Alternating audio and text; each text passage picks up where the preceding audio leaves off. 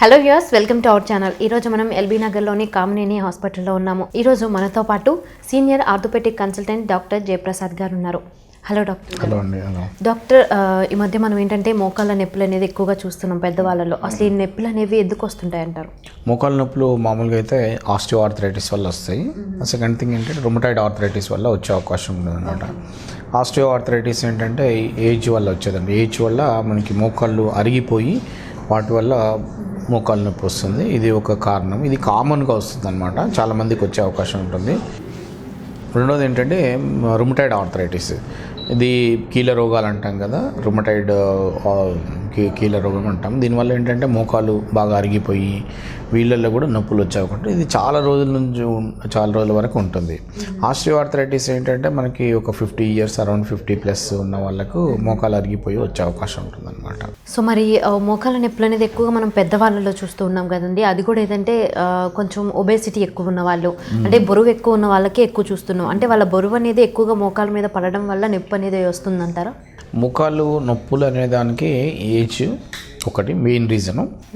తర్వాత జెనెటిక్స్, అంటే వాళ్ళ యొక్క జీన్స్ని బట్టి కూడా మోకాలు నొప్పులు త్వరగా వచ్చే అవకాశం ఉంటుంది. మీరు అడిగిన క్వశ్చన్ వెయిట్ ఎక్కువ ఉంటే ఒబేసిటీ వల్ల మోకాలు నొప్పులు త్వరగా వచ్చే అవకాశం ఉంటుంది, త్వరగా మోకాలు అరిగిపోయే అవకాశం ఉంటుంది. సో దానివల్ల మేమేం చెప్తామంటే వెయిట్ తగ్గించుకోవాలి. మెయిన్ థింగ్ ఏంటంటే వెయిట్ తగ్గించుకుంటే మోకాలు నొప్పులు తగ్గే అవకాశం ఉంది. ఎందుకంటే నార్మల్గా మనం ఎలా చూసినా కూడా ఫ్రిక్షన్, మోకాలు అనేది పై ఎముక తొడ ఎముకను లెగ్ ఎముక మధ్యలో ఫ్రిక్షన్ ఎఫెక్ట్ ఎక్కువగా ఉంటుంది, ఫోర్స్ ఎక్కువగా ఉంటుంది అనమాట. సో త్వరగా అరిగిపోతుంది, న్యాచురల్ థింగ్ అది. ఓకే. సో మరి ఇలా మోకాళ్ళ నొప్పులు వచ్చినప్పుడు, అంటే ఎక్కువ పెద్ద ఏజ్లో చూస్తున్నాం కదండి, సో వాళ్ళకైతే ట్రీట్మెంట్స్ ఎలా ఉంటాయంటారు? మోకాళ్ళ నొప్పులు ఒక 50 years 40 years మధ్యలో ఉన్న వాళ్ళకి ఏంటంటే వీళ్ళకి early stage osteo arthritis. Early స్టేజ్లో అంటే కొద్దిగా అరిగిపోయి ఎక్కువ అరిగిపోకుండా ఉండే వాళ్ళల్లో మనం మామూలుగా అయితే ఫిజియోథెరపీ చెప్తాము. కొన్ని ప్రికాషన్స్, నేల మీద కూర్చోకపోవడం, మెట్లు ఎక్కకపోవడం, ఇలాంటి కొన్ని ఆపోవాలి అని చెప్పడం, ఇవంటి ఉంటాయి. తర్వాత కొన్ని ట్యాబ్లెట్స్ కానీ ఓరల్ ట్యాబ్లెట్స్, వాటి వల్ల కూడా వాళ్ళకి నొప్పులు తగ్గే అవకాశం ఉంటుంది. అంటే ఇంకోటి ఏంటంటే నొప్పుల ట్యాబ్లెట్లు ఎక్కువ తీసుకోవద్దు, ఈ ఏజ్లో తక్కువ తీసుకోవాలి. తర్వాత ప్రొటెక్టివ్ డ్రగ్స్, అంటే కార్టిలేజ్కి సంబంధించినటువంటి ట్యాబ్లెట్స్, ఇవి చాలా బాగా పనిచేస్తాయి వీళ్ళల్లో. సో ఎర్లీ స్టేజ్ ఆఫ్ ఆస్టియో ఆర్థరైటిస్లో ఎక్కువగా మనం ట్యాబ్లెట్స్తోనే ఫిజియోథెరపీతోనే ఎక్కువగా తగ్గించుకోవాలి. దాని తర్వాత ఒక 50 to 60 మోడరేట్ ఆస్టియో ఆర్థరైటిస్, కొద్దిగా ఎక్కువ అరిగిపోయిన వాళ్ళలో మనకి వీటితో పాటు మనం అనుకున్న వాటితో పాటు ఇంజెక్షన్స్ ఉంటాయి, జెల్ ఇంజెక్షన్స్. వీటి వల్ల విస్కో సప్లిమెంటేషన్ అంటాం అనమాట. వీటి వల్ల ఏంటంటే మోకాలు త్వరగా అరిగిపోకుండా లూబ్రికెంట్ ఇస్తాము. సో త్వరగా అరిగిపోదు, plus at the same time మోకాలు నొప్పి లేకుండా తనంతట తను దైనందిక జీవితాన్ని తను చేసుకోగలుగుతాడు. ఈ రెండోది. మూడోది ఏంటంటే బాగా అరిగిపోయి మోకాలు కంప్లీట్గా అరిగిపోయి ఎక్స్రే వైజ్ కానీ, తర్వాత పేషెంట్ కూడా మోకాలు బాగా అరిగిపోయింది, నొప్పి ఎక్కువగా ఉంది అని అంటే థర్డ్ ఆప్షన్ వచ్చేసేసి మోకాలు మార్పిడి ఆపరేషన్. డాక్టర్ గారు, మోకాలు అరుగుదల అని చెప్పారు కదండి, సో మోకాలు అరుగుదల అనేది ఎక్కడ ఉంటుంది? మోకాలు అరుగుదల అనేది ఇది మోచిప్పండి, ఇది మోచిప్ప అడుగు భాగం ఇది. సో మోచిప్ప అడుగు భాగం ఇది. ఇదేమో తొడ ఎముక, ఇది తొడ ఎముక.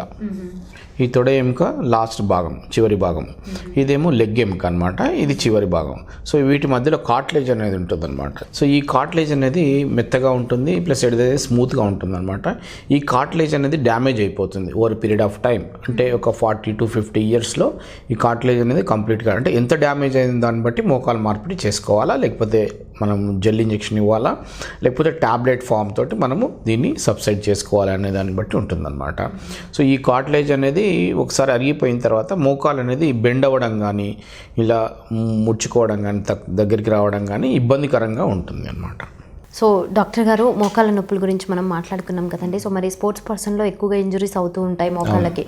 సో వాళ్ళకి ఎలాంటి ఇంజరీస్ అయ్యే అవకాశం ఉందంటారు? ఎక్కువగా మోకాల్లో మామూలుగా అయితే రోడ్ ట్రాఫిక్ యాక్సిడెంట్స్లో అవుతాయి, స్పోర్ట్స్ వాళ్ళలో అవుతాయి. తర్వాత ట్విస్టింగ్ ఇంజరీస్, మామూలుగా మెట్లు ఎక్కేటప్పుడు కానీ దిగేటప్పుడు కానీ ట్విస్ట్ అయ్యడం కానీ, రోడ్ ట్రాఫికే కాదు స్పోర్ట్సే కాదు, మామూలు ట్విస్ట్ అయినా కూడా ఇంట్లో ఇంజరీస్ అయ్యే అవకాశం ఉంటుంది. ఎస్పెషల్లీ యంగ్ పీపుల్, ఈ మధ్యన చూస్తున్నట్టే యంగ్ పీపుల్ వాళ్ళకి ఏంటంటే జస్ట్ ట్విస్ట్ అయినా కూడా లిగమెంట్ మోకాళ్ళ లోపల లిగమెంట్స్ కానీ ఇవన్నీ బ్రేక్ అయ్యే ఛాన్స్ ఉంటుందన్నమాట. స్పోర్ట్స్లో మాత్రము మేజర్గా ఏసిఎల్, పీసీఎల్, ఎల్సిఎల్, ఎంసీఎల్ అని లిగమెంట్స్ ఉంటాయి. సో ఇవన్నీ నరాల్లాగా అనుకోండి. సో ఇవి మోకాళ్ళను పట్టి ఉంచుతాయి అన్నమాట. ఇవి ఎక్కువగా ఇంజురీ అవుతాయి, కామన్ ఇంజురీస్ అనమాట. ఇవి ఏసిఎల్ అనేది కామన్ ఇంజురీ. వాళ్ళు కింద పడ్డాడంటే మ్యాక్సిమం ఇంజురీ అయ్యేది ఏసిఎల్ ఆపరేషన్, ఏసిఎలే. సో వీటికి ఎప్పుడైనా మనకి మోకాలు కింద పడి, లేకపోతే స్పోర్ట్స్ ఆడేటప్పుడు కింద పడి, లేకపోతే మామూలుగా ట్విస్ట్ అయ్యి మోకాలు ట్విస్ట్ అయినప్పుడు మోకాలు వాస్తుంది. మోకాలు వాచి తర్వాత నొప్పి కలిగి తను నడవలేకుండా, తర్వాత మోకాళ్ళ లోపల ఒక రకమైనటువంటి పటుత్వం కోల్పోతారనమాట. నడిచేటప్పుడు ఇలా జరిగిపోతుంది మోకాలు అనేది. సో అలాంటి ప్రాబ్లమ్స్ ఉన్నప్పుడు తప్పకుండా స్పోర్ట్స్ ఆర్థోపెడిక్ సర్జన్ కలవాలి. మామూలు ఆర్థోపెడిక్ సర్జన్ కాకుండా స్పోర్ట్స్ సర్జన్ కలిశారనుకోండి, సో తనకి తగినటువంటి పరిష్కారం దొరుకుతుంది. ఓకే. సో దీంట్లో ఏంటంటే మనకు ఏసిఎల్ లిగమెంట్ కామన్ ఇంజరీ కాబట్టి దాని గురించి చెప్తాను నేను. ఇదేంటంటే మోకాళ్ళు ముందుకు వెనక్కి జరగకుండా ఉంచే లిగమెంటు. ఇది కామన్ లిగమెంటు కాబట్టి దీనికి మనం మామూలుగా అయితే పార్షల్ టేరు, కంప్లీట్ టేర్ అంటాం. అంటే సగం తెగిపోవడము లేకపోతే పూర్తిగా తెగిపోవడం. సగం తెగినప్పుడు స్టెబిలిటీ ఇంపార్టెంట్. తర్వాత ఎట్ ద సేమ్ టైం పేషెంట్కు ఎలాంటి సిమ్టమ్స్ ఉన్నాయి, తను నడిచేటప్పుడు ఏమైనా కదలిక ఉందా, మోకాళ్ళ లోపల ఏదైనా ఇబ్బంది ఉందా, ఇవి చూసుకొని మాత్రమే ఆపరేషన్ చేసుకోవాల్సి వస్తుంది. అలాంటి ఎలాంటి ఆపరేషన్ ఆగ్మెంటేషన్, ఆల్రెడీ ఉన్న లిగమెంట్ కొంత తెగిపోయింది కదా, దానికి మిగిలిన లిగమెంట్ ఇంకో కొత్త లిగమెంట్ కొంతవరకు పెట్టాలా లేదా అనేది ఆ డాక్టర్ తను డిసైడ్ చేస్తాడు, చేయాలా లేదా అనేది. ఇది మెయిన్గా ఏంటంటే ఈ వీళ్ళలో వ్యాయామం చేస్తే సరిపోతుంది. వ్యాయామం చేసుకొని కాంపెన్సేట్ చేసుకుంటే, మజిల్ కాంపెంట్ చేసుకుంటే, స్ట్రెంత్ కాంపెంట్ చేసుకుంటే సరిపోతుంది అనమాట. రెండోది ఏంటంటే కంప్లీట్గా టేర్ అయినప్పుడు, అంటే కంప్లీట్గా నరం తెగినప్పుడు మోకాలు అనేటి సడన్గా తన కంట్రోల్ నుంచి వెళ్ళిపోతుంది అనమాట. నడిచేటప్పుడే ఇలా జరిగిపోతుంది. అదే రన్ చేసేటప్పుడు కానీ కటింగ్ యాక్టివిటీస్లో పూర్తిగా అసలు తొలగిపోతుంది అనమాట. మోకాలు అనేది హోల్డ్ ఉండదు, అంటే పడిపోయినట్టుగా తను అవుతాడనమాట. సో తను ఏ పని చేయలేడు, రన్నింగ్ అట్లాంటి యాక్టివిటీస్ చేయడం కష్టం. సో వాళ్ళల్లో మాత్రం సర్జరీ చేసుకోవాల్సి వస్తుంది అనమాట. ఇవి మెయిన్ ఏంటంటే ఆర్థ్రోస్కోపిక్, టెలిస్కోపిక్ ఆపరేషన్స్ అనేటివి వీటితో అధునాతనమైనటువంటి పరికరాలతో చేయడం జరుగుతుంది అనమాట. ఎలాంటి ట్రీట్మెంట్స్ అవైలబుల్గా ఉన్నాయి డాక్టర్ గారు నీకేంటంటే ఒకటి ఓపెన్ సర్జరీ అంటామనండి. ఓపెన్ అంటే మొత్తం ఓపెన్ కోసి కట్ చేసి మోకాలు మొత్తం కోసి దాంట్లో ఉన్న లిగమెంట్కి ఆపరేషన్ చేయడం జరుగుతుంది. ఇది ఓల్డ్ వర్షన్, అంటే పాత కాలంలో చేసేదన్నమాట. ఇప్పుడు లేటెస్ట్ ఏంటంటే ఓన్లీ హోల్ పెట్టి దాంట్లో టెలిస్కోప్ పెట్టేసేసి టెలిస్కోప్ తోటి చూసుకుంటూ మనం వేరే డిస్ప్లేలో చూసుకుంటూ మోకాలు లోపల ఉన్నటువంటి ఏదైతే ప్రాబ్లమ్స్ ఉన్నాయో వాటిని డిఫరెంట్ పరికరాలతోటి లిగమెంట్ ఏదైతే తెగిపోయినటువంటి నరం లాంటిది ఉన్నో దాన్ని మళ్ళీ ఎక్కించడం జరుగుతుంది. దానివల్ల ఏమవుతుందంటే ఫిక్స్ అయిపోయి దాన్ని మోకాళ్ళని స్టెబిలిటీ ఉంచుతుంది అనమాట. ఇవి లేటెస్ట్ సర్జరీస్. దీంట్లో ఇదే కాకుండా లిగమెంట్ ఒకటే కాకుండా కార్టిలేజ్ డ్యామేజెస్ ఉంటాయి, మెనిస్కస్ డ్యామేజెస్ ఉంటాయి అనమాట. మోకాళ్ళ లోపల ఉన్నటువంటి పదార్థాలు ఇవి. సో వీటిలో ఏది డ్యామేజ్ అయినా దానికి తగినటువంటి ట్రీట్మెంట్స్ అన్నీ అధునాతనమైనటువంటి చికిత్సా విధానాల్లో ఉన్నాయి, చేయడం జరుగుతుంది. ఓకే. ఆర్థ్రోస్కోపిక్ సర్జరీ అని చెప్పారు కదా డాక్టర్ గారు, అంటే ఏంటి? ఆర్థ్రోస్కోపిక్ సర్జరీ అంటే ఒక 4.5 mm టెలిస్కోప్ ఉంటుంది చిన్నది. సో అది ఏంటంటే అది టెలిస్కోప్ను లోపల పెట్టేసి, అంటే ఏమైనా చిన్న హోల్ తోటి మనకేంటంటే ఇవన్నీ మనకి లాప్రోస్కోపిక్ సర్జరీస్ అని అంటాం మనం మామూలుగా అయితే. అవి అలానే ఇది కూడా కడుపులో చేసే సో ఇవి కూడా ఏంటంటే మనకి చిన్న బెజ్జం, అంటే చిన్న రంధ్రంతో మోకాళ్ళ లోపలికి వెళ్ళి టెలిస్కోప్ తోటి ఇంకొక రంధ్రంతో లోపల పరికరాలు పంపించేసి వీటితో ఆపరేషన్ చేయడం జరుగుతుంది అనమాట. సో వీటితో అన్ని ఆపరేషన్లు, మోకాళ్ళ లోపల ఉన్న అన్ని ఆపరేషన్లు టెలిస్కోప్తో చేసుకోవచ్చు. దీనివల్ల ఏమవుతుందంటే అడ్వాంటేజెస్ ఏంటంటే మనకు బ్లీడింగ్ ఉండదు, రక్తస్రావం ఉండదు, నెంబర్ 1. నెంబర్ 2 వచ్చేసేసి హాస్పిటల్లో ఉండాల్సిన అవసరం, ఎక్కువ రోజులు ఉండాల్సిన అవసరం లేదు, కుట్లు తీయాల్సిన అవసరం లేదు, ఎందుకంటే కుట్టే ఉండదు కాబట్టి.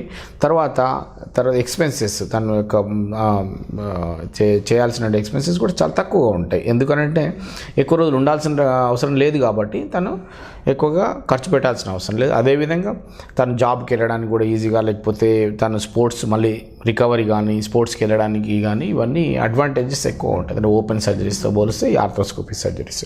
ఓకే. సో మరి సర్జరీ చేసిన తర్వాత ఎలాంటి జాగ్రత్తలు తీసుకోవాలి డాక్టర్? సర్జరీ చేసిన తర్వాత మెయిన్గా ఏంటంటే మేము రిహాబిలిటేషన్ ప్రోగ్రామ్ ఇస్తాము.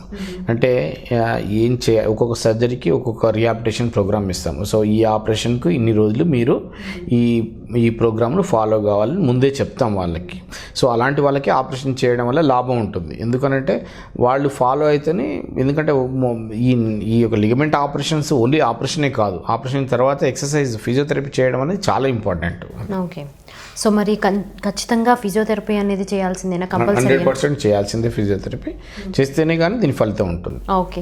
సో మరి స్పోర్ట్స్ పర్సన్స్ అయితే కనుక సర్జరీ అయిన తర్వాత ఎన్ని రోజులకి రికవరీ అయ్యే అవకాశం ఉంది? 9 months to 12 months అవుతుందండి. అంటే మన యాక్సిలరేటెడ్ రిహాబిలిటేషన్ ఎక్సర్సైజెస్ అయితే మనకు 6 monthsలో కూడా తను రికవర్ చేసుకొని మళ్ళీ గేమ్లోకి పంపించవచ్చు. మామూలుగా అయితే కన్వెన్షనల్ అయితే మనకు 12 months పడుతుంది. ఓకే. అంటే రికవరీ అయిపోయిన తర్వాత మనకి వాళ్ళు స్పోర్ట్స్ రెగ్యులర్గా ఆడుకోవచ్చు. Thank you so much doctor గారు. Thank you. సో చూసారు కదా వ్యూవర్స్, ఈ వీడియో కనుక మీకు నచ్చినట్లయితే లైక్ చేయండి, షేర్ చేయండి. ఇలాంటి మరిన్ని వీడియోస్ కోసం మా ఛానల్ని సబ్స్క్రైబ్ చేయండి. Thanks for watching. Thank you.